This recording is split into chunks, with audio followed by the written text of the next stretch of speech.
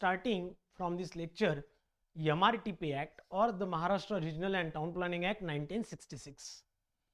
हा ऍक्ट का बरं आला, याची गरज काय पडली, किंवा याचा इम्पॉर्टन्स काय आहे, याचे की फीचर्स काय आहेत, हे सगळं आपण लास्ट लेक्चरमध्ये डिस्कस केलं होतं, ज्यामध्ये या पर्टिक्युलर ॲक्टचा इम्पॉर्टन्स, की पॉइंट, याची नीड काय पडली, किंवा बाकीचे आधीचे जे दोन ॲक्ट्स होते ते का बरं फेल झाले टाउन प्लॅनिंगच्या संदर्भात, आणि या पर्टिक्युलर ॲक्टलाच का बरं आपण तयार केलंय, हे सर्व आपण लास्ट लेक्चरमध्ये स्टडी केलं. आजच्या लेक्चरपासून आपण चालू करतोय आपला ॲक्च्युअल पार्ट MRTP ॲक्ट 1966, जो की तुमच्या येणाऱ्या एक्झामसाठी खूप जास्त इम्पॉर्टंट आहे. यामध्ये सगळ्यात पहिला कोणताही ॲक्ट स्टडी करताना, कोणताही तुम्ही ॲक्ट तुमच्या हातात घ्या आणि त्यामध्ये बघा, त्याचा जो चॅप्टर नंबर 1 असतो हा कायम तुम्हाला प्रिलिमिनरी असेल. म्हणजेच प्रिलिमिनरी हा प्रत्येकच चॅप्टरसाठी असेल, किंवा प्रत्येकच तुम्ही ॲक्टच्या संदर्भात लक्षात घेईल तर तुम्हाला प्रिलिमिनरी हा कन्सेप्ट बघता येईल. आणि त्या पर्टिक्युलर प्रिलिमिनरीमध्ये तुम्हाला सगळ्यात पहिल्यांदा सेक्शन नंबर 1 कोणत्याही ॲक्टचा तुम्हाला लक्षात येईल की त्याचं शॉर्ट टायटल काय आहे आणि त्याचं एक्सटेंट काय आहे. बघा, त्याचा शॉर्ट टायटल, त्याचं एक्सटेंट आणि कमेन्समेंट काय आहे हे प्रत्येकच तुम्हाला ॲक्टच्या संदर्भात बघायला मिळेल. तर मित्रांनो, सेक्शन नंबर 1 काय सांगतोय, त्याचं शॉर्ट टायटल म्हणजेच काय, Maharashtra regional and town planning act 1966 आहे, जो की पूर्ण महाराष्ट्र रिजनसाठी अप्लाय करण्यात आला किंवा हा लागू करण्यात आलेला आहे. It shall come into the force such a date as the state government may by the notification in the official gazette. जे काही ऑफिशियल राजपत्र असते किंवा जे काही ऑफिशियल गॅझेट ज्याला बोलतो आपण, त्यामधल्या डेटनुसार हा जो ऍक्ट आहे हा पर्टिक्युलर रिजनसाठी लागू करण्यात आला होता.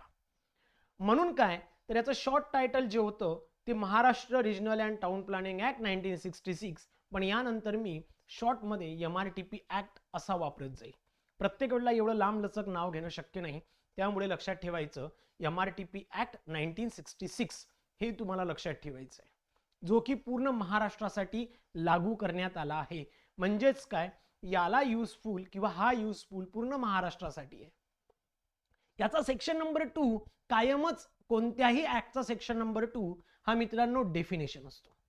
बघा, कोणत्याही केसमध्ये सेक्शन नंबर 2 काय, डेफिनेशनच बघायला मिळेल, कारण यामध्ये यूज होणारे जे वर्ड्स आहे ते त्यांची डिफिनेशन काय असेल किंवा त्याला कोणत्या केसमध्ये डिफाईन केलं गेलं आहे हे सर्व त्या पर्टिक्युलर ऍक्ट मध्ये दाखवलं जातं. मग या डेफिनेशन मध्ये पहिली जी डेफिनेशन आहे मित्रांनो, आपण सगळ्या डेफिनेशन्स इथे बघणार नाही आहोत, आपण फक्त काही इम्पॉर्टंट डेफिनेशन्स बघणार आहोत, ज्यामध्ये ॲग्रिकल्चर ही एक इम्पॉर्टंट डेफिनेशन आहे.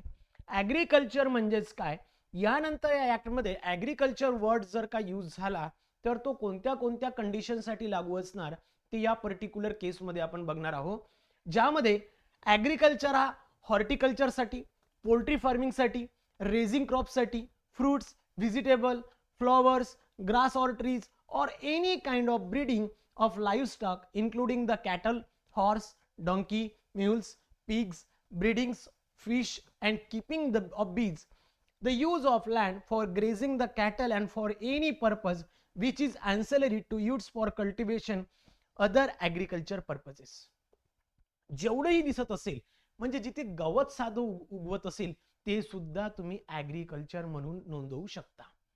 पण जर का एखाद्या घराच्या आवारात, म्हणजे एखादा बंगलो आहे आणि तिथे एखादं गार्डन जर का तुम्ही केलं असेल तर त्या पर्टिक्युलर जागेला तुम्ही ॲग्रिकल्चर म्हणू शकत नाही.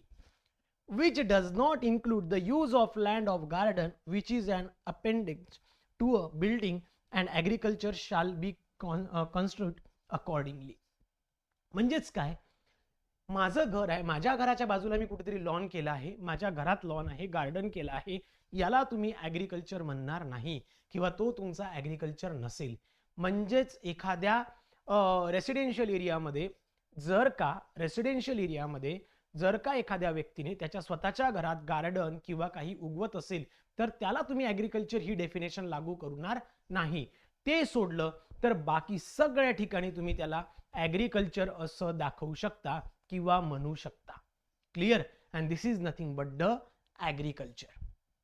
यानंतर नेक्स्ट डेफिनेशन आहे मित्रांनो अम्युनिटीज.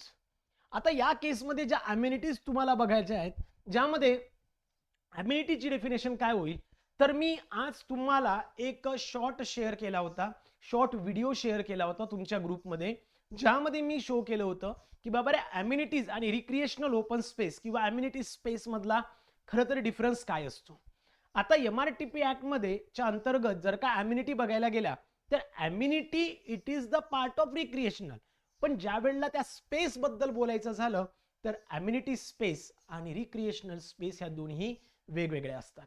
अम्युनिटी म्हणजेच काय, जिथे रोड्स आहे, स्ट्रीट आहे, ओपन स्पेस आहे, पार्क आहे, रिक्रिएशनल ग्राउंड्स आहेत, प्ले ग्राउंड्स आहे, स्पोर्ट कॉम्प्लेक्स आहे, परेड ग्राउंड्स असतील, गार्डन्स असेल, मार्केट असेल, पार्किंग लॉट्स असतील, प्रायमरी सेकंडरी स्कूल्स असतील, कॉलेजेस आहे, पॉलिटेक्निक्स आहे, क्लिनिक्स आहे, डिस्पेन्सरीज आहे, hospital, water supply, electricity supply, street lightning, sewerage, drainage, public work and including the other utility services and convenience.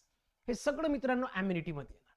पण ज्या वेळेला अम्युनिटी स्पेस आणि रिक्रिएशनल स्पेस बद्दल आपण बोलतो त्यावेळेला ह्याला दोन वेगवेगळ्या पद्धतीत आपण बघतो, ज्याचा एक शॉर्ट व्हिडिओ तुम्हाला आज मी तुमच्या ग्रुपमध्ये शेअर केला होता. ज्यांनी बघितलं नसेल त्यांनी बघून घ्यायचं आहे. क्लिअर? म्हणजे मी रेग्युलर जे तुमच्या ग्रुपमध्ये टाकतोय किंवा जे काही शेअर करतो ते इम्पॉर्टंट असतं, उगाचच टाकायचं म्हणून टाकणार नाही. त्यामुळे ते नक्की व्यवस्थित बघत चला. क्लिअर?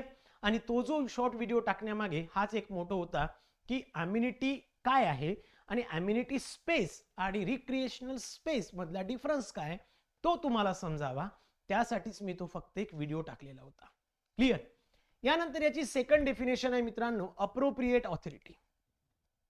अप्रोप्रिएट ऑथॉरिटी म्हणजेच काय, जी ऑथॉरिटी, एखादी ऑथॉरिटी जर का एखादा पर्टिक्युलर पब्लिक पर्पजेससाठी किंवा एखाद्या स्कीमसाठी काम करते, ती स्कीम, तो प्लान, तो पर्पज, तो प्रोजेक्ट ज्यांच्या अंडरमध्ये येतो त्यालाच आपण म्हणतो मित्रांनो अप्रोप्रिएट ऑथॉरिटी. त्यालाच आपण काय बोलतो अप्रोप्रिएट. म्हणजे सपोज टू बी जर का PWD एखादं काम करत असेल तर त्या कामासाठी PWD कोण झाली, अप्रोप्रिएट ऑथॉरिटी झाली. WRD एखादं काम करत असेल तर त्या कामासाठी WRD अप्रोप्रिएट ऑथॉरिटी झाली. काउन्सिल, कॉर्पोरेशन एखादं काम करत असेल तर ते झालं. माडा जर का घरं अलॉट करून देत असतील तर माडा अप्रोप्रिएट ऑथॉरिटी झाली. सो अप्रोप्रिएट ऑथॉरिटी ही प्रत्येक वेळेला चेंज होईल.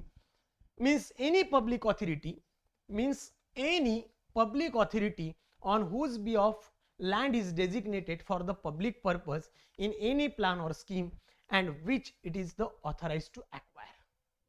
Clear? This is nothing but the appropriate authority. यानंतर मित्रांनो arbitrator. Arbitrator it is the kind of role, it is the kind of role किंवा एखादा एक व्यक्ती जो की ती टाउन प्लॅनिंग स्कीमच्या संदर्भात आपण आर्बिट्रेटरला बघणार आहोत टाउन प्लॅनिंग स्कीम मध्ये. सो हा व्यक्ती काय करतो, तो आर्बिट्रेटर काय करतो तर त्या पर्टिक्युलर स्कीमला किंवा प्लॅनला सेक्शन नंबर 72 नुसार तो त्याला अपॉइंट केलं जातं आणि नंतर तो त्या पर्टिक्युलर स्कीमला पूर्ण करतो किंवा त्याला नंबर ऑफ पार्ट मध्ये डिवाइड करून प्रिलिमिनरी, फायनल अशा दोन पार्ट मध्ये डिवाइड करून तिला कंप्लीट करायचा प्रयत्न करतो. त्यालाच आपण आर्बिट्रेटर बोलतो. क्लिअर? नेक्स्ट बिल्डिंग ऑपरेशन्स काय काय आहेत बघा. बिल्डिंग ऑपरेशन्स काय काय आहेत, जिथे मटेरियल डेव्हलपमेंट असेल किंवा जिथे स्ट्रक्चरल डेव्हलपमेंट असेल त्याला आपण बोलतोय बिल्डिंग ऑपरेशनल. म्हणजे मटेरियल डेव्हलपमेंट आहे, बिल्डिंग ऑपरेशन, स्ट्रक्चरल डेव्हलपमेंट आहे, डिमॉल्युश आहे, रिक्रिएशन आहे किंवा काहीतरी ऑल्टरेशन असेल, सॅनिटरी वर्क आहे, ड्रेनेज वर्क आहे, या प्रत्येकच गोष्टीला आपण काय बोलतो बिल्डिंग ऑपरेशन बोलतो. क्लिअर? सो बिल्डिंग ऑपरेशन म्हणजे काय, इन्क्लूड्स इरेक्शन और री-इरेक्शन of a building or any part thereof, roofing or re-roofing of any part of the building or any open space, any material alteration or enlargement of a building. Any such alteration of building is likely to be affect the alteration of its drainage or sanitary arrangement or materially affect its security or the construction of a door opening on any streets or land not belonging to the owner. Clear? या सगळ्या केसमध्ये ज्याही building तुम्ही changes करताय, ज्याही केसमध्ये आपण बघतोय, त्याला बघतो, तो कोण असतो? बिल्डिंग ऑफ त्याला आपण काय बोलतोय? बिल्डिंग ऑपरेशन्स बोलतोय. क्लिअर? प्रमोद यादव म्हणतात की आर्बिट्रेटर हा गव्हर्नमेंट एम्प्लॉई असतो की प्रायव्हेट असतो? बघा प्रमोद, या केसमध्ये दोन्ही कंडिशन्स आहेत, गव्हर्नमेंट पण आहे, प्रायव्हेट पण आहे. आणि हा कोणत्या बेसिसवर अपॉइंट केला जातो, हा व्यक्ती नेमका कोण असतो, हे आपण आपल्या पर्टिक्युलर टाउन प्लॅनिंग स्कीम मध्ये बघू, जो की आपण सेक्शन नंबर 72 मध्ये स्टडी करणार. क्लिअर? मग कसा अपॉइंट होतो, कुठून अपॉइंट होतो, त्याचं काय क्वालिफिकेशन असू शकतं, म्हणजे एक दोन जे आर्बिट्रेटर आहेत त्यांचं मी तुम्हाला सांगू शकतो की काय क्वालिफिकेशन होतं आणि त्या बेसिसवर त्याला अपॉइंट केलं जातं. तर हे आपण बघणार आहोत सेक्शन नंबर 72 मध्ये. Clear? I hope building operation मध्ये क्लिअर आहे. नेक्स्ट आहे मित्रांनो कंपाऊंडेड स्ट्रक्चर. बघा कंपाऊंडेड स्ट्रक्चर म्हणजे काय? खरं तर कंपाऊंडेड स्ट्रक्चरचं दुसरं नाव आहे मित्रांनो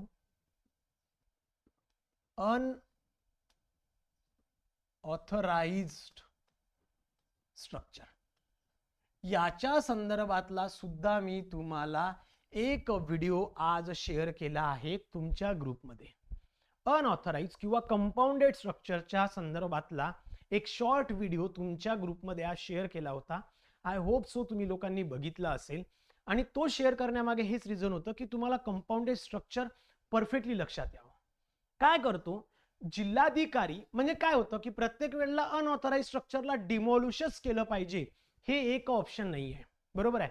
आता एक म्हणजे बुलडोजर चालवणे ही आता आपल्याकडे नॉर्मल एक पद्धत झाली. काही कोण केलं तर लगेच त्याच्या घरावर बुलडोजर न्यायचं. ओके, मला त्या भागात जायचं नाहीये किंवा त्या पॉलिटिकल इश्यू मध्ये नाही जायचंय, पण फक्त सांगतोय. मग प्रत्येकच वेळेला अनऑथराइज स्ट्रक्चरला डिमॉलिश करायचं का नाही, मग त्याला तो एखादा कलेक्टर किंवा ती कॉर्पोरेशन्स काय करू शकते, त्या पर्टिक्युलर स्ट्रक्चरला कंपाऊंडेड स्ट्रक्चर म्हणून घोषित करू शकतं, ज्यामध्ये त्याला कंपाऊंडिंग चार्जेस पे करावे लागतात. आता हे कंपाऊंडिंग चार्जेस काय असतात ते आपण पुढे बघूया. ओके, ते पण आपण पुढे बघणार आहे. तो लक्षात ठेवायचे की कंपाऊंडेड स्ट्रक्चर म्हणजेच काय, जे अनऑथराइज स्ट्रक्चर आहे, ज्याला डिमॉलिश होण्यापासून वाचवण्यासाठी एखादा जिल्हाधिकारी अनधिकृत बांधकामाला अधिकृत बांधकाम म्हणून दाखवू शकतो. त्या केसमध्ये जर का त्या जिल्हाधिकाऱ्याने त्याला कंपाऊंडेड स्ट्रक्चर म्हणून घोषित केलं, तर त्यावर चालू असणारी कारवाई किंवा जर का पुढे चालू होणार असेल तर ती कारवाई थांबवण्यात येते आणि त्या कंपाऊंडेड स्ट्रक्चरवर कंपाऊंडिंग चार्जेस ठेवले जातात. ते कंपाऊंडिंग चार्जेस त्या ओनरने पे करावे लागतात आणि त्यावर काही रिस्ट्रिक्शन घालून दिल्या जातात, ज्यामध्ये त्या ओनरला कोणत्याही पद्धतीचं एक्स्ट्रा बांधकाम करता येत नाही. आणि जर का त्याला लागत असेल तर तशा पद्धतीने डिफरंट परमिशनसाठी अप्लाय करावं लागतं.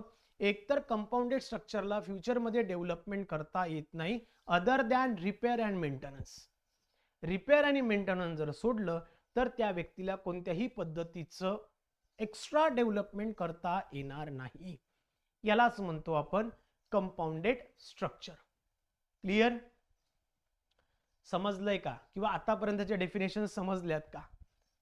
पटकन सांगा.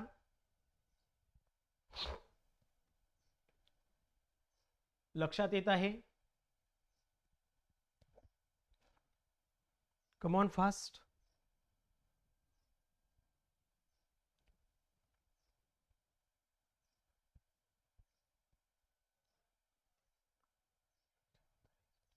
हो, नंतर त्याला ऑथराइज केलं जातं, पण रिस्ट्रिक्शन लावून ऑथराइज केलं जातं. ऑब्व्हियसली डिमॉलिश करत नाही म्हणजे त्याला ऑथराइज केलं जातं, पण त्यावर रिस्ट्रिक्शन काही ठेवल्या जातात, नंबर ऑफ रिस्ट्रिक्शन्स ठेवल्या जातात आणि त्याला नंतर मग कंपाऊंडेड स्ट्रक्चर म्हणून घोषित करतात. क्लिअर? आता याला आपण पुढे पण बघणार आहोत, टेन्शन घेऊ नका. याला आपण पुढे पण बघणार आहोत आपल्या ऍक्टच्या अंतर्गत. त्यावेळेला तुम्हाला बऱ्याचशा गोष्टी लक्षात येतील. क्लिअर? ओके, चलो आगे बढ़ते हैं. त्यानंतर मित्रांनो डेव्हलपमेंट काय आहे किंवा डेव्हलपमेंटची डेफिनेशन्स काय असू शकते बघा.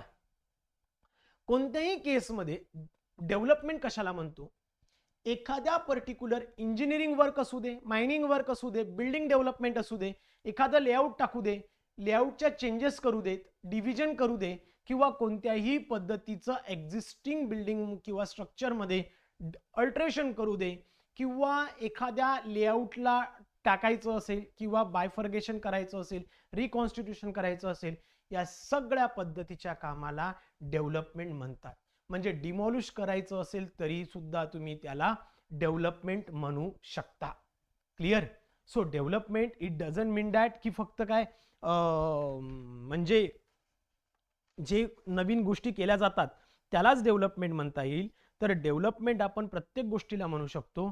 सपोज इन केस जर का एखादी बिल्डिंग जर का तुम्ही डिमॉलिश करत असेल त्याला सुद्धा डेव्हलपमेंट म्हणता येईल. एखादी लँड आहे तिला तुम्ही रिकॉन्स्टिट्यूट करत आहे त्याला डेव्हलपमेंट म्हणता येईल. बिल्डिंग एखादी कन्स्ट्रक्ट करत आहे, अल्टरेशन करत आहे, चेंजेस करत आहे, त्याला सुद्धा तुम्ही डेव्हलपमेंट म्हणू शकता. लेआउट टाकताय, या सगळ्या रिडेव्हलपमेंटच्या केसमध्ये तुम्ही त्याला डेव्हलपमेंट म्हणता येईल. क्लिअर. नेक्स्ट आहे मित्रांनो डेव्हलपमेंट राईट्स. डेव्हलपमेंट राईट्स काय असतात. सो आपण हे TDRच्या फॉर्मॅटमध्ये पुढे पण बघणार आहोत. ट्रान्सफरेबल डेव्हलपमेंट राईट्स काय असतात किंवा कोणत्या फॉर्ममध्ये हे डेव्हलपमेंट राईट्स यूज केले जातात. सो डेव्हलपमेंट राईट्स काय असतात तर एखाद्या लँडच्या किंवा बिल्डिंगच्या किंवा दोघांच्याही ओके च्या बदल्यात तुम्हाला काही transferable development right in the form of FSI allowed केले जातात, जे की तुम्ही ट्रान्सफर करू शकता, स्वतः युटिलाइज करू शकता. यालाच बोलतात डेव्हलपमेंट राईट्स. एखाद्या केसमध्ये जर का माझी जागा कॉर्पोरेशनच्या पर्टिक्युलर वर्कसाठी हस्तांतरित होत असेल, ॲक्वायर होत असेल, किंवा माझ्या पर्टिक्युलर एखाद्या जागेवर काही रिझर्वेशन्स येत असतील तर त्याच्या बदल्यात मला FSIच्या फॉर्मॅटमध्ये डेव्हलपमेंट राईट्स भेटतात. आणि हे डेव्हलपमेंट राईट्स मी ट्रान्सफर पण करू शकतो. म्हणजे एकाकडून दुसऱ्याला, दुसऱ्याकडून तिसऱ्याला अशा पद्धतीने याला ट्रान्सफर केल्या जाऊ शकतं. म्हणून त्याला म्हणतात ट्रान्सफरेबल डेव्हलपमेंट राईट्स, जे की FSIच्या फॉर्मॅटमध्ये असतात. क्लिअर. नेक्स्ट आहे मित्रांनो engineering operations. So engineering operations म्हणजेच काय, it includes the formation or laying out of a street means of assess road.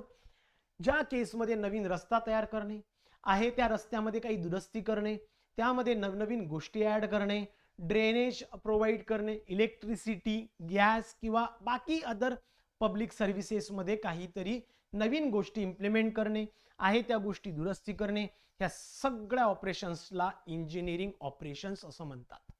Clear. यालाच आपण इंजिनिअरिंग ऑपरेशन्स असं म्हणतो. नेक्स्ट बोलायचं झालं तर फायनल प्लॉट काय असतो. फायनल प्लॉट काय मित्रांनो, फायनल प्लॉट म्हणजेच काय असतो की या पर्टिक्युलर केसमध्ये किंवा फायनल प्लॉट जी टर्म आहे आपण टाउन प्लॅनिंग स्कीम मध्ये स्टडी करणार आहोत. फायनल प्लॉट हा जो टर्म आहे आपण टाउन प्लॅनिंग स्कीम मध्ये स्टडी करणार आहोत, ज्यामध्ये जो की ओनर असेल किंवा एखाद्या ओनरला जो काही प्लॉट अलॉट केला जातो आफ्टर द रिकॉन्स्टिट्यूशन, जो त्या ओनरला प्लॉट अलॉटेड केला जातो त्याला म्हणतात फायनल प्लॉट. त्याला काय म्हणतात, फायनल प्लॉट. बघा फायनल प्लॉट म्हणजे काय, म्हणजे माझी ओरिजिनल जी काही प्लॉट होता त्याला रिकॉन्स्टिट्यूट केला जातो आणि त्या व्यक्तीला जो काही फायनल एक प्लॉट अलॉट केला जातो on the basis of original plot, त्यालाच बोलतात फायनल प्लॉट. क्लिअर. यानंतर FSI बघा, फ्लोर स्पेस इंडेक्स, और यालाच आपण FAR सुद्धा म्हणू शकतो, फ्लोर एरिया रेशियो. FSI हा फ्रॅक्शन मध्ये असेल, FAR हा पर्सेंटेजच्या बेसिसवर घेतला जातो. याच्या संदर्भात, या दोन्हींच्या संदर्भात आपण काही एक्स्ट्रा न्यूमेरिकल सुद्धा स्टडी करणार आहोत, जे की आपण पुढच्या काही पार्टमध्ये तुम्हाला काही FSIच्या संदर्भात किंवा बिल्डिंग रेग्युलेशनच्या संदर्भात काही न्यूमेरिकल आपल्याला स्टडी करायचे आहे, ज्यासाठी FSIचा फॉर्म्युला असतो total covered area of a floors divided by plot area.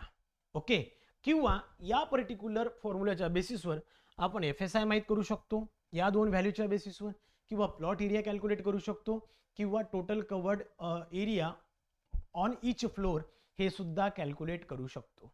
FSIचा formula आपल्या इंजिनिअरिंगमध्ये आपण बऱ्याचदा स्टडी केला आहे, किंवा हा फॉर्म्युला सगळ्यांना पाठ आहे, जो इंजिनियर आहे किंवा आर्किटेक्ट आहे या प्रत्येकातला हा फॉर्म्युला जो आहे हा म्हणजे डोक्यात फिक्स आहे, त्यामुळे याच्यावर काही फार जास्त बोलायची गरज पडत नाही. नेक्स्ट डेफिनेशन आहे मित्रांनो, हेरिटेज बिल्डिंग. आता हेरिटेज बिल्डिंग म्हणजे काय?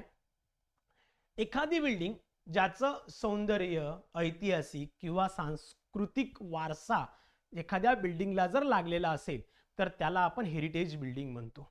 म्हणजेच काय, ॲस्थेटिक आहे किंवा हिस्टोरिक आहे किंवा कल्चरल असू दे, ह्या व्हॅल्यूज ज्या बिल्डिंगला डिक्लेअर केल्या जातात याला आपण काय बोलतो, हेरिटेज बिल्डिंग बनतो. ओके, आणि त्याला तुम्हाला प्रिझर्व करावं लागतं. कसं काय ते आपण पुढे बघणार आहोत, किंवा कोणत्या पद्धतीचा प्लॅन त्याला अप्लाय करता येईल, कॉम्प्रेहेन्सिव्ह वगैरे जो काय असेल तो आपण पुढे बघूया. सो हेरिटेज बिल्डिंग जे आहेत, जसं की साधारणतः पुण्यामध्ये बघितलं तर भरपूर साऱ्या हेरिटेज बिल्डिंग्स आहेत, किंवा प्रत्येकच ठिकाणी असतो, फक्त पुण्यामध्येच नाही बोलायचं आहे, तर प्रत्येकच ठिकाणी आहे त्याला आपण हेरिटेज बिल्डिंग असं बोलत असतो. क्लिअर? Next, heritage pressing.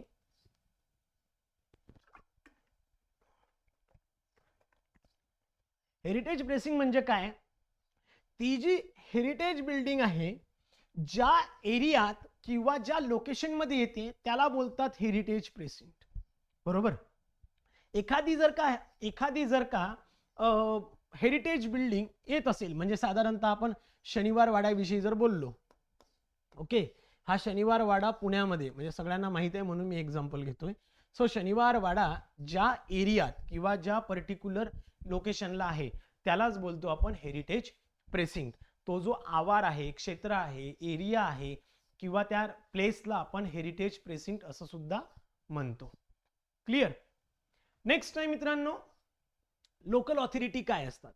तर लोकल ऑथॉरिटी काय, तर आपण ज्या वेळेला 73rd आणि 74th हे दोन्ही कॉन्स्टिट्यूशनल अमेंडमेंट ऍक्ट स्टडी करणार आहोत, त्यावेळेला तुम्हाला या पर्टिक्युलर लोकल ऑथॉरिटी विषयी बऱ्यापैकी मी त्यामध्ये समजून सांगेल की लोकल ऑथॉरिटीज काय असतात, कशा असतात, कोणत्या पार्टमध्ये त्याला डेव्हलप केलं गेलंय, 73rd मध्ये कोण आहे, 74th मध्ये कोण आहे, कोणत्या पर्टिक्युलर आर्टिकलमध्ये दुरुस्ती करण्यात आली, हे सर्व आपण 73rd 74th constitutional amendment act मध्ये स्टडी करणार आहोत.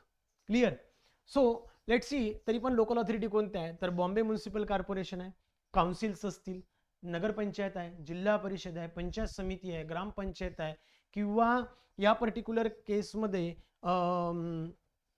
Authority constitute under the Maharashtra housing and area development, ज्याला आपण माडा बोलतो, किंवा Nagpur improvement trust constitutional under the Nagpur improvement trust act. Okay, आणि या सर्व ज्या काही लोकल ऑथॉरिटीज आहे या पर्टिक्युलर प्लॅनिंग ऑथॉरिटीच्या अंतर्गत असू शकतात, किंवा त्यांना प्लॅनिंग ऑथॉरिटी म्हणून घोषित केल्या जाऊ शकतं.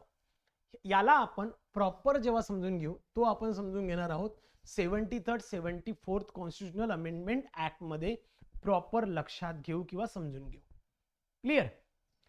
नेक्स्ट डेफिनेशन आहे मित्रांनो, ऑक्युपायर कोण असतं? ऑक्युपायर हा कोण असू शकतो, किंवा ऑक्युपायरची डेफिनेशन काय असू शकते?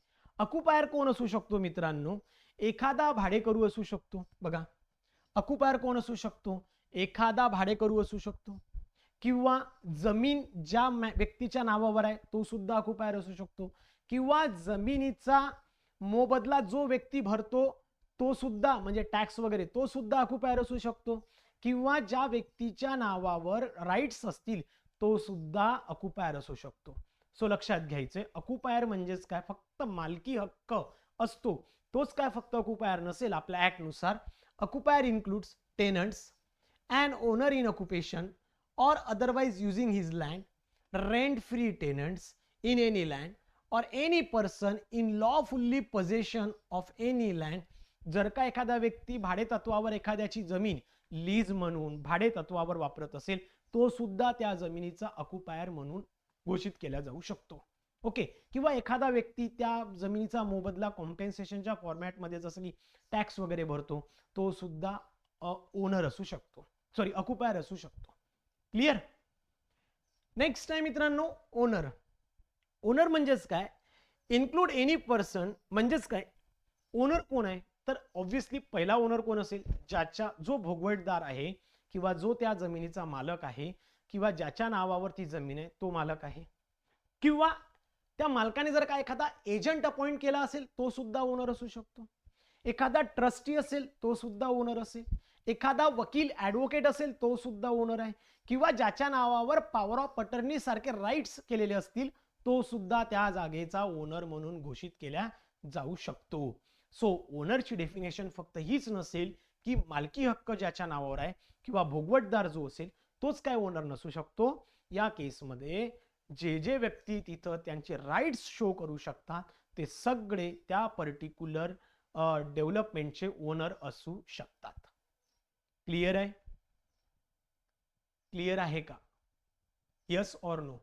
या केसमध्ये आपण राईट्स हा वर्ड भरपूरदा वापरणार आहे. या पर्टिक्युलर केसमध्ये आपण राईट्स किंवा पॉवर ऑफ अटॉर्नी हा पण एक वर्ड्स खूपदा आपण यूज करणार आहोत, त्यामुळे लक्षात घ्यायचंय.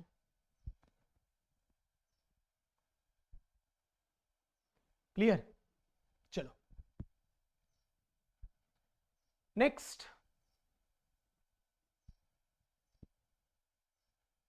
डेफिनेशन आहे मित्रांनो, प्लॅनिंग ऑथॉरिटी काय असते.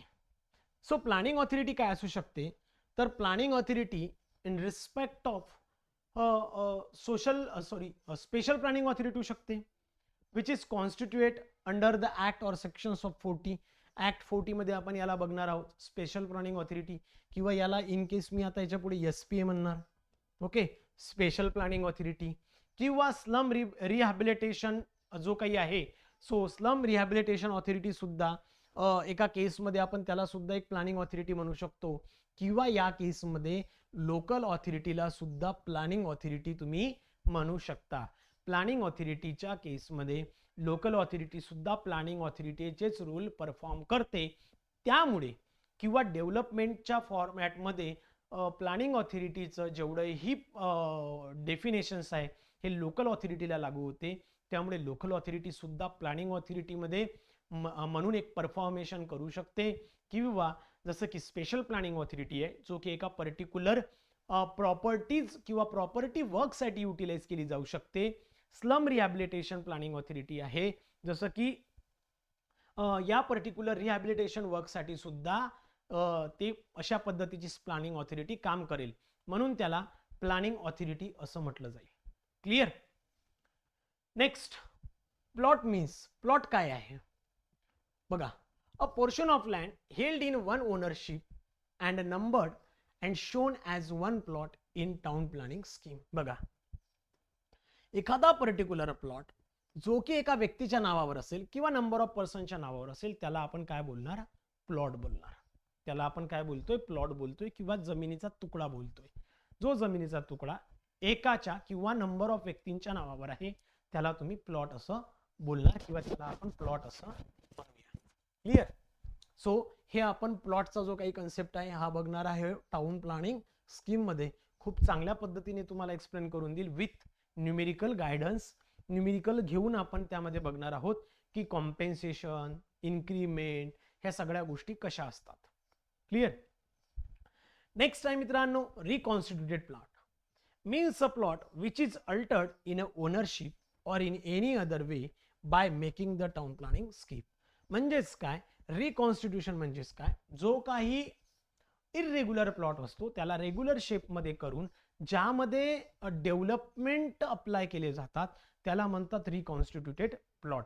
So development in the form of बाकी सगळ्या गोष्टी जिथे रोड आहे, ड्रेनेज आहे, सिवर लाईन आहे, वॉटर सप्लाय आहे, स्ट्रीट लाईट आहे, रिक्रिएशनल ओपन स्पेस असू दे, गार्डन्स असू दे, पार्क्स असू दे, ह्या सर्व गोष्टी जिथे प्रोव्हाइड केल्या जातात त्याला आपण बोलतो रिकॉन्स्टिट्यूटेड प्लॉट. ओके, जो इरेग्युलर प्लॉट आहे त्याला एका रेग्युलर शेपमध्ये आणून ज्यामध्ये डेव्हलपमेंट अप्लाय केले जातात त्याला आपण रिकॉन्स्टिट्यूटेड प्लॉट असं बोलतो. हा सुद्धा कन्सेप्ट आपण टाउन प्लॅनिंग स्कीम मध्ये स्टडी करणार आहोत. क्लिअर? नेक्स्ट चला, इथपर्यंत डेफिनेशन्स आहे. आय होप सो की तुम्हाला डेफिनेशन्स समजले असतील, हो की नाही. म्हणजे आपला चॅप्टर जो काही होता 1 तो संपला आहे. सेक्शन 1 झालेला आहे, सेक्शन 1 आणि 2. चला, क्लिअर आहे.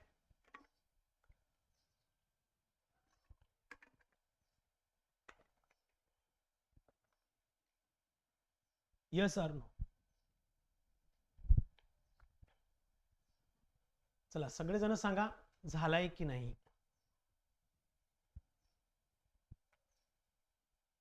Clear or not?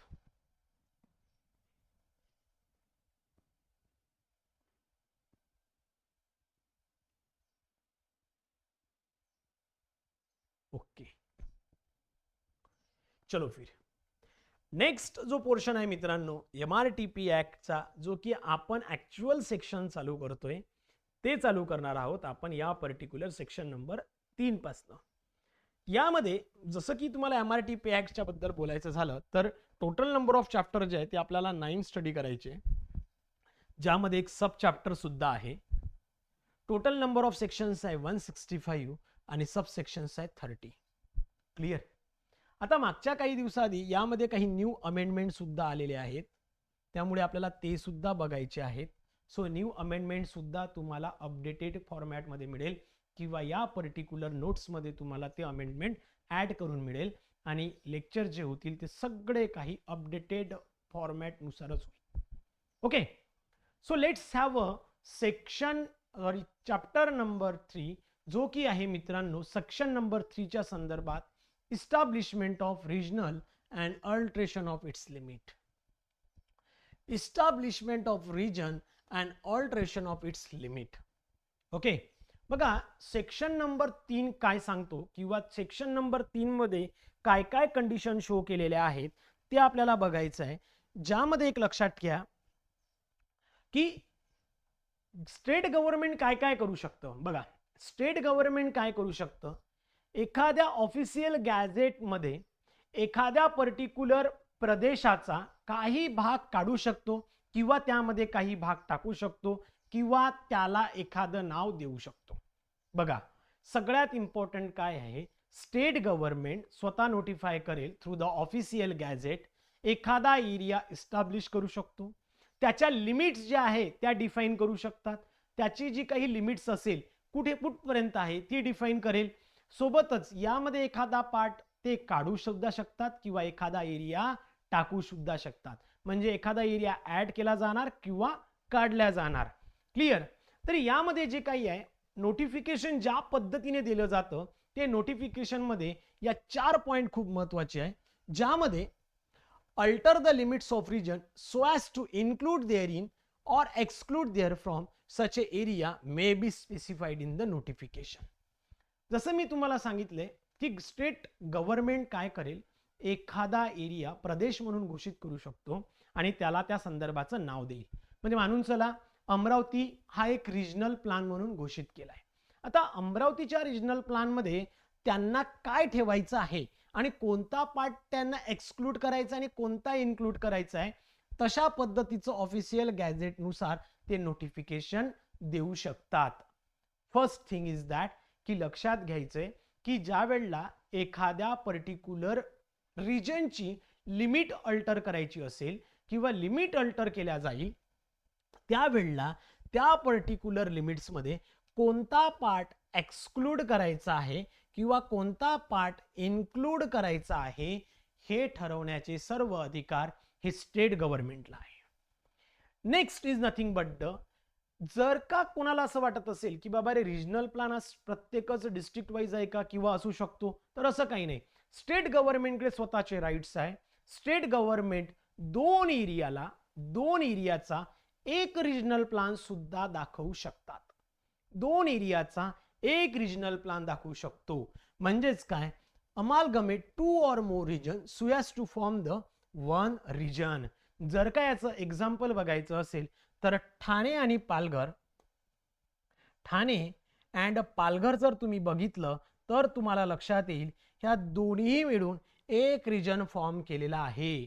So state गव्हर्नमेंटकडे असे पण राईट्स आहे की 2 रिजनचं अमालगमेशन करू शकतं. अमालगमेशन म्हणजे एकत्रीकरण. सो 2 रिजनचं किंवा त्यापेक्षा जास्त रिजनचं एक रिजन असा फॉर्म करू शकतो. किंवा किंवा एका रिजनला 2 पार्ट मध्ये सुद्धा डिवाइड केलं जाऊ शकतं. म्हणजे एका रिजनला 2 पार्ट मध्ये. एक्झाम्पल बघायचं असेल तर तुम्हाला सातारा डिस्ट्रिक्ट माहित असेल. सातारामध्ये सातारा अँड महाबळेश्वर पचगामी याचा जर का तुम्ही बघितला, सातारा मध्ये जर का बघितलं तर सातारा डिस्ट्रिक्ट आणि पचगामी महाबळेश्वरचा जर का तुम्ही रिजनल प्लॅन बघितला तर या दोघांचाही वेगवेगळा तुम्हाला रिजनल प्लॅन बघायला मिळेल. गव्हर्नमेंट ऑफ महाराष्ट्राने सातारा मध्ये पचगामी आणि महाबळेश्वर हे इको सेन्सिटिव्ह झोन म्हणून घोषित केले. त्यामुळे दोघांच्याही डेव्हलपमेंट कंटिन्युएशनसाठी या दोन्ही एरियाचा तुम्हाला लक्षात येईल की या पर्टिक्युलर केसमध्ये या दोन्हीमध्ये वेगवेगळा रिजनल प्लॅन बघायला मिळतो. डिस्ट्रिक्ट जरी एक असेल म्हणून मी तुम्हाला सांगितलं होतं की डिस्ट्रिक्ट म्हणून रिजन लक्षात ठेवू नका. एक डिस्ट्रिक्ट म्हणून रिजन लक्षात ठेवू नका. कारण काय की गव्हर्नमेंट ऑफ महाराष्ट्राने फॉर्च्युनेटली काय झालंय की महाराष्ट्रामध्ये मोस्ट ऑफ द डिस्ट्रिक्ट हे एक रिजन मधून फॉर्म केले. Most of the, not 100%, most of the district हे एक रिजन म्हणून फॉर्म केले आहे. पण या पर्टिक्युलर केसमध्ये याला काही ऑप्शन्स पण आहेत. जसं की पालघर आहे, महाबळेश्वर आहे, ज्यामध्ये पालघर ठाणे दोघांनी मिळून एक केला. महाबळेश्वर सातारा हा एकाचा 2 केले.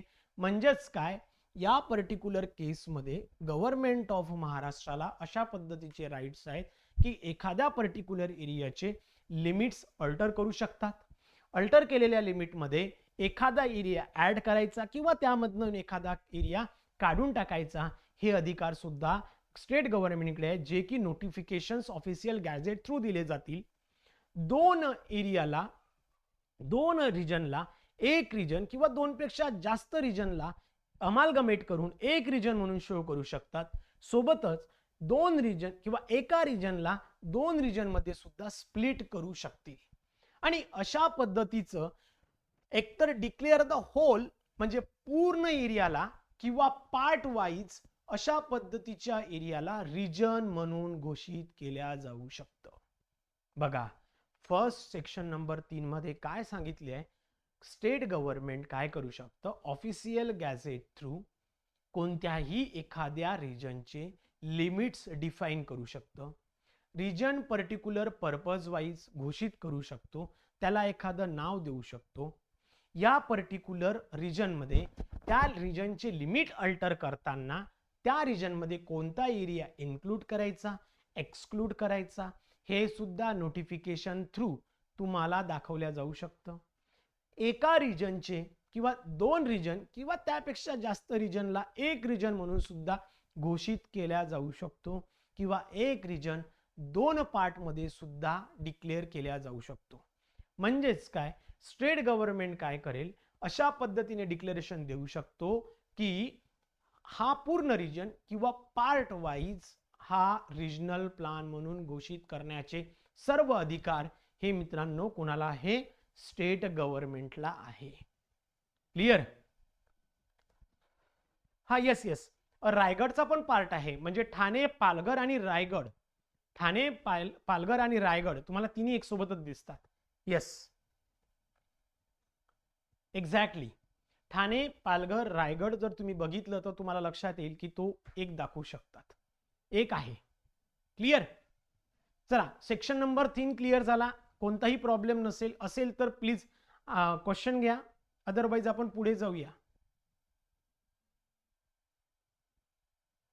नेक्स्ट बघा, यामध्ये काय आहे, जे काही डिक्लेरेशन असेल थ्रू द ऑफिशियल गॅझेट नुसार आलं असेल ते तुम्हाला लोकांच्या माहितीसाठी किंवा लोकांना माहित व्हायला पाहिजे.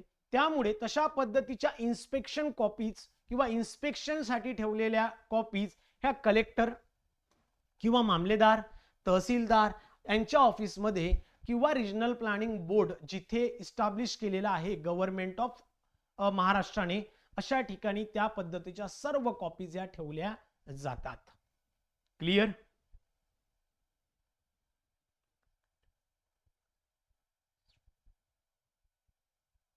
आता मामलेदार कोण असतो? हा मामलेदार कोण असतो तो जर का तुम्हाला माहित नसेल तर हा लँड रेव्हेन्यू ऑफिसर असू शकतो किंवा मग एक्झिक्युटिव्ह मॅजिस्ट्रेट असू शकतो. एकतर हा लँड रेव्हेन्यू ऑफिसर असू शकतो और एक्झिक्युटिव्ह मॅजिस्ट्रेट असू शकतो. क्लिअर?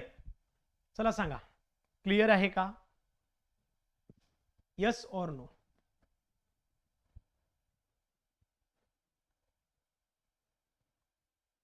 पटकन सांगा प्लीज.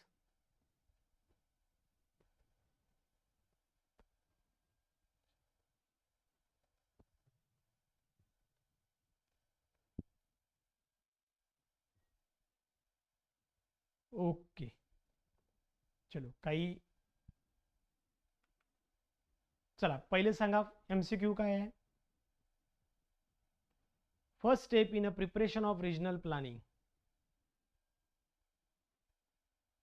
सॉरी हे ड्रॉट झालं, it should be a draft.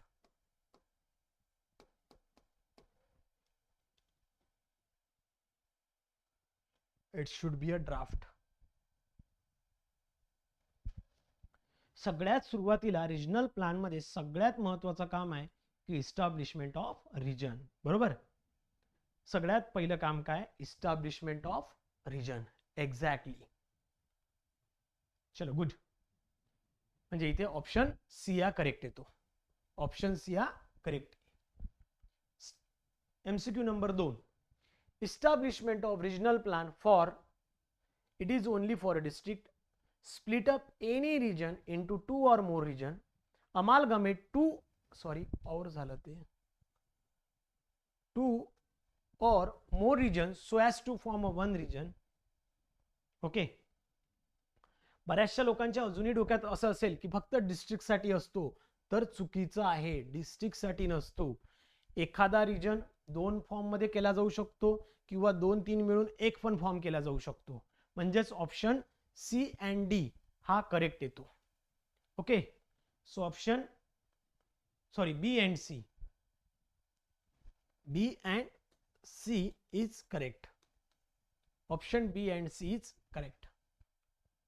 Next, what is the preliminary objective of a regional plan under the section 3 of MRTP Act 1966?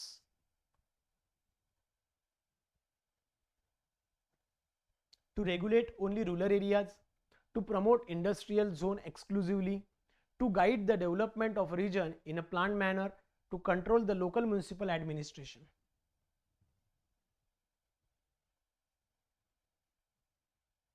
Okay. तर असे जे काही इम्पॅक्टफुल क्वेश्चन्स असतील ते तुम्हाला बघायचे आहेत प्रॉपर लक्ष देऊन.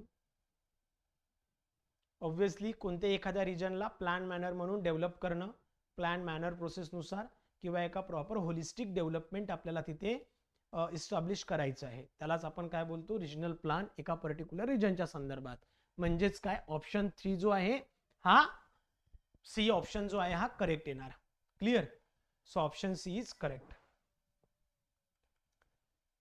ओके. चलो, आय होप हे तिन्ही MCQ क्लिअर झाले. नेक्स्ट आहे मित्रांनो, आता तर आपण काय केलंय की सेक्शन 3 नुसार गव्हर्नमेंट किंवा स्टेट गव्हर्नमेंटने काय केलं? रिजन इस्टॅब्लिश केलं. रिजन इस्टॅब्लिश करून दिलं. बरोबर? सो रिजन इस्टॅब्लिश केल्यानंतर जो काही रिजनल प्लॅन आपल्याला तयार करायचा आहे, जो काही रिजनल प्लॅन आपल्याला तयार करायचा आहे, तो रिजनल प्लॅन तयार करण्यासाठी एखाद्या कमिटीची किंवा एखाद्या बॉडीची गरज पडेल. म्हणून त्यासाठी सेक्शन नंबर 4 मध्ये काय? Constitution of regional planning board, ज्याला आपण पुढे RPB शॉर्ट नावाने ओळखणार आहोत. Regional planning board, RPB. लक्षात घ्या मित्रांनो, यामध्ये रिजनल प्लॅनिंग बोर्ड तयार करताना, रिजनल प्लॅनिंग बोर्ड मध्ये हे कॉन्स्टिट्यूशन करताना कोण कोण असेल? तर सगळ्यात महत्वाची गोष्ट की यामध्ये एक चेअरमन असतो जो की स्वतः स्टेट गव्हर्नमेंट अपॉइंट करतो. जो की स्वतः स्टेट गव्हर्नमेंट अपॉइंट करतो. हा एक असेल. त्यानंतर डायरेक्टर ऑफ टाउन प्लॅनर हा स्वतः त्या पर्टिक्युलर बोर्डमध्ये इन्व्हॉल्व असतो. यासोबतच member from local authority not more than 4, म्हणजे मॅक्झिमम हे लोक 4 असू शकतात, त्यापेक्षा जास्त नाही. म्हणजे 4 लोक इथे, एक हा इथे, एक हा इथे. म्हणजे members from local authority. Local authority म्हणजे काय? ज्या पर्टिक्युलर एरियासाठी तुमचा रिजनल प्लॅन अप्लाय केला गेलाय तिथली जी लोकल ऑथॉरिटी आहे तिथले 4 मेंबर ज्यांना प्रॉपर नॉलेज आहे, ज्यांना प्रॉपर त्या पर्टिक्युलर रिजनची माहिती आहे, इन्फॉर्मेशन आहे किंवा प्रॉपर गोष्टीचं नॉलेज आहे, तसे 4 लोक तिथनं घेतले जाऊ शकतात. एक्सपिरियन्स पर्सन्स हे घेऊ शकतात ज्यांची संख्या 10 पेक्षा जास्त नसायला पाहिजे. आणि जे एक्सपिरियन्स पर्सन घेतले जातील ते त्यांना knowledge at least town planning and country किंवा town and country planning, engineering, transport, industry, commerce, agriculture ह्या सगळ्या गोष्टीतलं नॉलेज असेल किंवा प्रत्येक एका गोष्टीतलं नॉलेज असेल, अशा पद्धतीचे 10 एक्सपिरियन्स पर्सन्स इथे घेतले जाऊ शकतात. ही जी व्हॅल्यू मी दाखवतोय ही मॅक्झिमम दाखवतोय. ओके. आणि एवढंच घेतलं पाहिजे असं काही कंपल्शन नाहीये. यामध्येच एक टाउन प्लॅनिंग ऑफिसर अपॉइंट केला जातो, जो की स्वतः तो सेक्रेटरी असतो त्या रिजनल प्लॅनिंग बोर्डचा. तो इटसेल्फ टाउन प्लॅनिंग ऑफिसर हा सेक्रेटरी असतो. याला कोणत्याही पद्धतीची निवड वगैरे करायची गरज नसते. सोबतच member from houses of state legislature not more than 4, म्हणजेच 4 व्यक्ती इथनं घेतले जातात. इच फ्रॉम 2 हाऊसेस, म्हणजे अप्पर अँड लोअर हाऊसेस मधले प्रत्येकी 2 लोक तुम्ही घेऊ शकतात. क्लिअर? ही झाली मित्रांनो नॉर्मल केसच्या रिजनल प्लॅनिंग बोर्डच्या मेंबरची संख्या. किती होत आहेत? इथला 1, 2, हे 6, 6 आणि 10 16, 16 आणि 1 17, 17 आणि 4 21 लोक मॅक्झिमम रिजनल प्लॅनिंग बोर्ड मध्ये राहू शकतात. ओके. पण जर का एखाद्या रिजन मध्ये कॅन्टोन्मेंट बोर्ड असेल किंवा एखाद्या रिजन जसं की अहमदनगर तुम्हाला माहित आहे. ओके. सो दॅट त्या केसमध्ये काय होऊ शकतं? If any region included in area which is in the opinion of state government is important for the military और डिफेन्स पॉइंट ऑफ व्ह्यू. जर का एखादा एरिया हा मिलिटरीच्या झोनमध्ये किंवा डिफेन्सच्या इम्पॉर्टन्सनुसार असेल, जसं की नागपूरमध्ये अंबाझरी गार्डन आहे, वर्धामध्ये पुलगाव एरिया आहे, अहमदनगरमध्ये स्वतःचा एक कॅन्टोन्मेंट एरिया आहे, बरोबर आहे. कोणी अहमदनगरचे असेल तर त्यांना माहित आहे. तर मग अशा केसमध्ये एक व्यक्ती गव्हर्नमेंट ऑफ इंडिया त्यांच्यानुसार तिथे अपॉइंट केला जाऊ शकतो. +1 पर्सन पुन्हा इथे ऍड होऊ शकतात, ज्याला स्पेशल नॉलेज आहे, ज्याला प्रॅक्टिकल एक्सपिरियन्स आहे. अशा पद्धतीचा एक व्यक्ती जो सेंट्रल गव्हर्नमेंट ऑफ इंडिया त्यांच्या म्हणजे मिलिटरी झोन किंवा मिलिटरी एरिया किंवा डिफेन्स एरिया कडनं स्वतः त्याला रिप्रेझेंटेटिव्ह म्हणून त्या बोर्डमध्ये ऍड करू शकतो. म्हणजेच ही टोटल संख्या जर का बघितली तर ही टोटल मॅक्झिमम 22 होऊ शकते. तुम्हाला ही व्हॅल्यू लक्षात ठेवायची गरज नाहीये. ओके. फक्त मी इथे ऍडिशन करून दाखवली, अदरवाईज ही मॅक्झिमम आहे. प्रत्येकच वेळेला एवढेच लोक असले पाहिजे कोणत्याही पद्धतीचं गरज नाही. पण ज्या वेळेला एखाद्या केसमध्ये कॉन्स्टिट्यूशन रिजनल प्लॅनिंग बोर्डचं केलं जातं तर साधारणतः एवढे व्यक्ती असणं गरजेचं आहे, ज्यामध्ये एक चेअरमॅन असेल जो की स्वतः स्टेट गव्हर्नमेंट अपॉइंट करेल, एक डीटीपी असेल director of town planner, 4 member हे लोकल ऑथॉरिटीचे असतील, 10 लोक हे एक्सपिरियन्स पर्सन्स असतील, एक व्यक्ती हा टाउन प्लॅनिंग ऑफिसर असेल जो की स्वतः सेक्रेटरी असेल. त्यानंतर 4 लोक from each upper and lower houses मधले असतील, प्रत्येकी 2. आणि सगळ्यात महत्वाचं काय आहे, हा पहिला फर्स्ट नंबर आणि 5 नंबर सोडून उरलेल्या मधला कोणताही एक व्हाईस चेअरमन म्हणून अपॉइंट केला जाऊ शकतो. बघा, पहिला तर व्यक्ती स्वतः चेअरमन आहे आणि 5th नंबरचा जो व्यक्ती आहे हा स्वतः सेक्रेटरी आहे. हा सोडून म्हणजे सेकंड, थर्ड, फोर्थ, किंवा 6 मधला जो कोणता व्यक्ती असेल याला व्हाईस चेअरमन म्हणून घोषित करतो, जो की स्टेट गव्हर्नमेंटला तशा पद्धतीचे राईट्स आहे. स्टेट गव्हर्नमेंट स्वतः वरच्या व्यक्तींपैकी एकाला स्वतः स्टेट व्हाईस चेअरमन म्हणून अपॉइंट करू शकते. क्लिअर. यासोबतच सगळ्यात महत्वाची गोष्ट, रिजनल बोर्डचं ऑफिस स्टेट गव्हर्नमेंट सांगेल अशा ठिकाणीच ठेवल्या जातं किंवा तयार केल्या जातं. Regional board shall have its office such a place as the state government may appoint. Okay. ज्या ठिकाणी स्टेट गव्हर्नमेंट सांगेल अशा ठिकाणी रिजनल प्लॅनिंग बोर्डचं ऑफिस हे केलं जातं. क्लिअर. लक्षात आलंय. तुम्हाला फक्त हे मेंबर्स लक्षात ठेवायचे, याच्या पुढचं काहीच नाही. समजलंय का? Constitution of regional planning board, RPB. Got it? चला, काही क्वेश्चन असेल तर सांगा.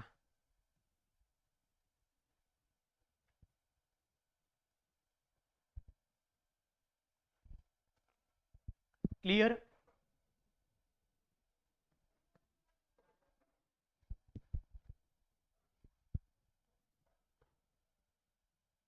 क्लिअर आहे का? Come on fast. आणि सगळ्यांकडनं मला सांगत चला. ओके, चलो नेक्स्ट. चला MCQ. Chairman of Constitution Regional Planning Board appointed by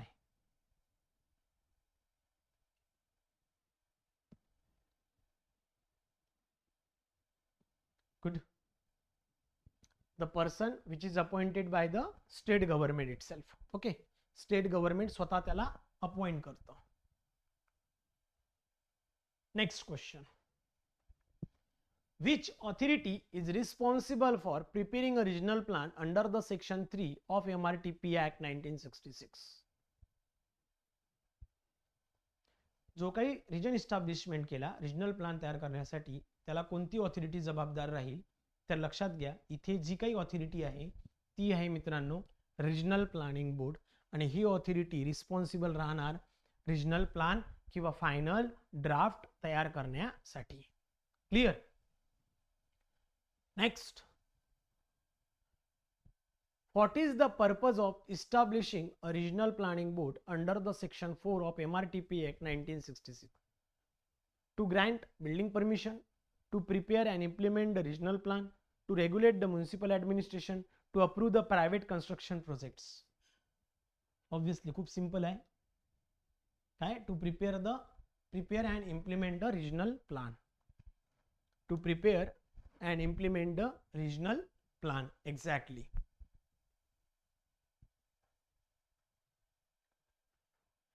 Next. Which of the following is not a function of regional planning board under the section 4? Preparation of draft regional plan, implementation of regional plan, approval of individual building plans, coordination with local authorities for a regional development.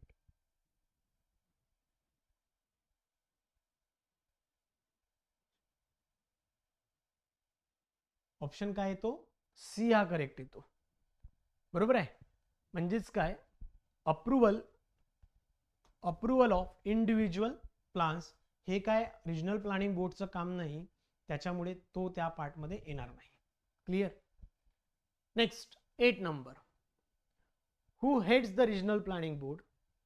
Chief minister, chairman appointed by the state government, municipal commissioner, district collector.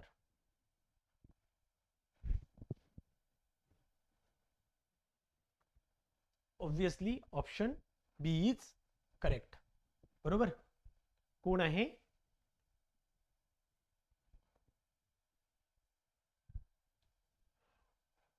Okay. चला मित्रांनो, इथपर्यंत clear होतं. आपण आज बघितलं आहे definitions आणि section number 3 आणि 4. उद्याच्या पार्टमध्ये आपण सेक्शन नंबर 5 to 20 पूर्णपणे कंप्लीट करणार आहोत आणि RP संपवून उद्याच त्याचे MCQ सुद्धा घेणार आहोत. समजलंय का? क्लिअर आहे का?